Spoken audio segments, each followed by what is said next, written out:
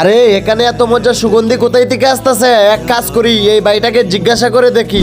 এই যে ভাই, হ্যাঁ, ভাই এখানে এত মজা সুগন্ধি কোথায় থেকে আসতেছে সেটা কি আপনি জানেন? মনে হয় তো এই কবরস্থান থেকে আসতেছে, তবে আমি সঠিক জানি না, আপনি অন্য কাউকে জিজ্ঞাসা করে দেখতে পারেন। এই যে ভাই, জি ভাই। আমি আপনাদের কবরস্থানে গিয়েছিলাম, সেখানে অনেক মজার সুগন্ধি আসতেছে।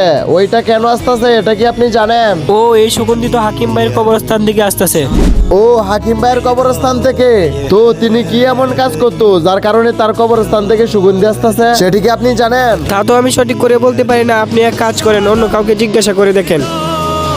এই যে ভাই, হাকিম ভাইয়ের কবরস্থান থেকে অনেক সুগন্ধি আসতেছে।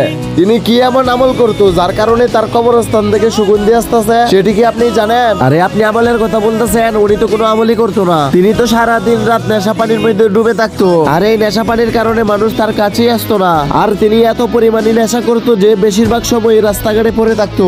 তিনি কোনো ন্যাক আমলই করতো না, এটা তো কোনোভাবে হতে পারে না। তবে তিনি সবসময় একটা ভালো কাজ করতেন। কি এমন কাজ করতেন যার কারণে তার কবরস্থান থেকে এমন সুগন্ধি আসতেছে? সে যতই দিন রাত নেশা পানির মধ্যে ডুবে থাকতো না কেন, কিন্তু সবসময় সে একটা ভালো কাজ করতো, সেটা হলো মসজিদ পরিষ্কার করতো। মসজিদটাকে সুন্দরভাবে ধুয়ে তারপর উপর দিয়ে ঝাড়ু দিত।